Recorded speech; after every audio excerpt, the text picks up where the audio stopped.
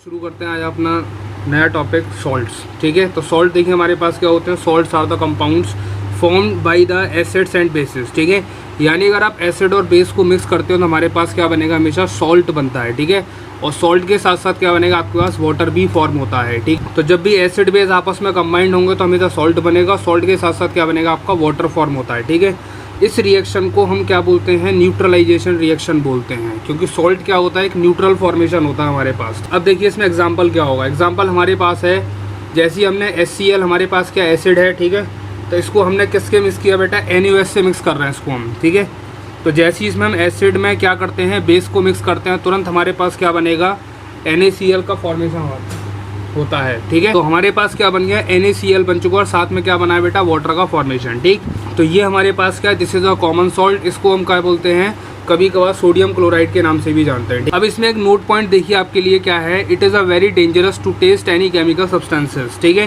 तो यहाँ पर एक चीज़ बात समझिए, जब भी आपको लैब में कोई भी एक्सपेरिमेंट करना होता है तो वहाँ पर आप इस चीज़ को, एसिड और बेस को टेस्ट करके नहीं देख सकते हो, क्योंकि वहाँ पर जो एसिड और बेस होते हैं थोड़े हार्मफुल होते हैं, थोड़े डेंजरस होते हैं। ठीक है, इसी वजह से आपको वहाँ पर टेस्ट नहीं करना इन चीज़ों को। अब देखिए नेक्स्ट टॉपिक हमारे पास क्या है। नेक्स्ट है हमारे पास indicators to test acid and basis.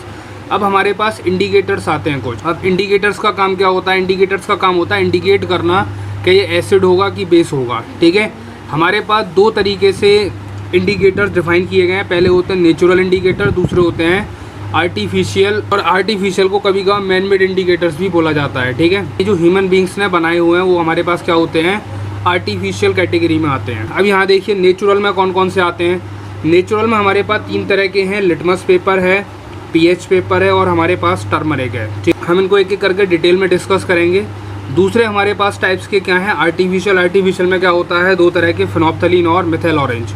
होने को बहुत सारे होते हैं पर आपके 10th क्लास के सिलेबस में यही इतने ही हैं अभी, तो डिस्कस करने हैं यहाँ पर डिटेल में। ठीक है, तो चलिए हम अपने चलते हैं लिटमस पेपर के पास। तो हमारे पास अब आते हैं नेचुरल इंडिकेटर पर बात करते हैं बेटा। ठीक है, तो नेचुरल इंडिकेटर में देख सकते हैं आप लोग, हमारे पास क्या है, लिटमस पेपर। अब लिटमस पेपर का जो सबसे पहले नेचुरल कलर होता है वो होता है पर्पल कलर का। यानी हमारे पास जो नेचर में लिटमस पेपर पाया जाता है उसका कलर कैसा होगा, हमेशा पर्पल कलर का होगा। ठीक है, ये जो आपके ब्लू और रेड कलर के बनाए जाते हैं तो डाई करके बनाए जाते हैं बेटा। ठीक है, अब देखिए लिटमस पेपर को समझते हैं आखिर ये कहाँ से डिफाइन होता है। लिटमस पेपर जो हमारे पास एक प्लांट से डिफाइन होता है। प्लांट क्या नाम क्या है हमारे पास, थैलोफाइटा। अब आप कहेंगे थैलोफाइटा क्या होता है। थैलोफाइटा हमारे पास क्या है, एक इसका जो स्ट्रक्चर होता है वो थैलस लाइक स्ट्रक्चर होता है। थैलस का मतलब क्या होता है, एक ऐसा प्लांट जिसके अंदर ना तो आप रूट का पता कर सकते हो, ना ही स्टेम का और ना ही लीव्स का। ठीक है, यानी आप किसी भी चीज़ को देखकर नहीं बता सकते हो कि रूट है इसकी, ये लीव्स है या फिर ये इसके स्टेम है। ठीक है, तो यहाँ पर ऐसा प्लांट होता है जिसकी कोई भी चीज़ यहाँ पर डिस्टिंग्विश करना मुश्किल होता है। ठीक है, तो ऐसे प्लांट को हम क्या बोलते हैं बेटा, थैलोफाइटा बोलते हैं। ठीक, थैलोफाइटा से एक हमारे पास एक प्लांट का डेरिवेटिव है इसका, दैट इज़ कॉल्ड लाइकेन। क्या बोलते हैं इसको, लाइकेन बोलते हैं। ठीक है, अब लाइकेन जो होता है एक हाइब्रिड से मिलकर बनता है। उस हाइब्रिड कौन से हमारे पास, एक है एल्गी और दूसरा है फंजाई।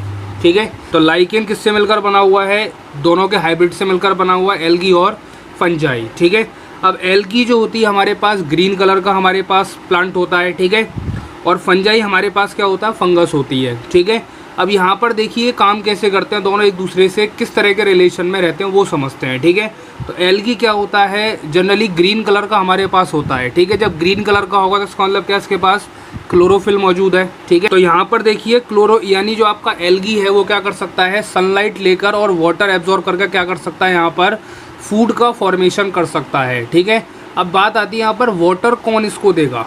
तो यहाँ पर देखिए इसके बराबर में फंजाई लिखा हुआ है। तो फंजाई का काम क्या होता है, यहाँ पर फंजाई एक सबसे बढ़िया बेटर हमारे पास क्या होता है, वाटर एब्जॉर्बेंट होता है। ठीक है, वो क्या करता है, बहुत ही कम समय में बहुत ही ज़्यादा पानी को क्या कर सकता है बेटा, एब्जॉर्ब कर सकता है। ठीक है, तो यहाँ पर क्या करेगा, आप देखिए एल्गी जो हमारे पास है वो क्या करता है, फंजाई क्या करता है, इस एल्गी को वाटर डोनेट करेगा यहाँ पर, और एल्गी क्या करेगा, यहाँ पर सनलाइट से लेकर CO2 और साथ में वाटर को लेकर क्या करेगा, फूड यहाँ पर बनाएगा। ठीक है, पर फंजाई आपका फूड नहीं बना सकता है। फंजाई क्या कर सकता है, सिर्फ वाटर को एब्जॉर्ब कर सकता है। ठीक है, अब कोई भी रिलेशन कब चलता है, जब कोई भी रिलेशन निभाना होता है तो भैया दोनों तरफ से हमारे पास क्या होना चाहिए, रिलेशन बनाने वाले होने चाहिए, ठीक। एक तरफ से रिलेशन नहीं बनाया जा सकता। तो यहाँ पर एल्गी क्या करता है कि फंजाई से बोलता है कि मुझे आप पानी दीजिए, मैं आपको खाना बना कर दूंगा, ठीक है।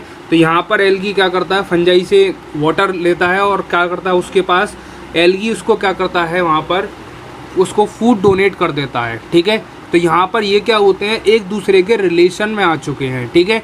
तो जब इस तरह का कोई रिलेशन होता है तो इस रिलेशन को हम क्या बोलते हैं, सिम्बायोटिक रिलेशन बोलते हैं बेटा। कौन सा रिलेशन बोलते हैं, this relation is known as the symbiotic relation. अब देखिए लिटमस पेपर हमारे पास क्या है। लिटमस पेपर हमारे पास दो तरीके के होते हैं, ब्लू लिटमस और रेड लिटमस, ठीक है। अब यहाँ पर देखिए हमारे पास एसिड और बेस के लिए जानते हैं कैसे हमारे पास डिस्टिंग्विश किया जाएगा किसी भी लिटमस पेपर के थ्रू एसिड और बेस को, ठीक है। तो यहाँ पर देखिए जो ब्लू लिटमस होता है, जब आप उसको एसिड में डालते हो तो तुरंत आपका क्या कलर देगा, वो रेड कलर का हो जाएगा बेटा, ठीक है। यानी ब्लू लिटमस पेपर को हम किस में डालेंगे, एसिड के अंदर। एसिड में डालते ही वो क्या कन्वर्ट हो जाएगा, रेड के अंदर, ठीक है। याद करने का एक छोटा सा शॉर्ट ट्रिक है, इसे आप बार से याद रख सकते हो। बार आप सभी लोग जानते हैं क्या होता है हमारे पास, ठीक है। तो यहाँ पर सेकंड देखिए हमारे पास बेस के लिए तो बेस के लिए हमारे पास क्या होगा, यहाँ पर जो रेड लिटमस पेपर होता है उसको जब आप बेस में डालोगे तो किस में कन्वर्ट हो जाता है, वो ब्लू लिटमस में कन्वर्ट हो जाता है, ठीक है। इसका शॉर्ट फॉर्म याद कर सकते हो RBB, ठीक है। तो इतना ही आपको यहाँ पर समझना है बेटा। इसके आगे हम नेक्स्ट क्लास में डिस्कस करेंगे। Thank you so much.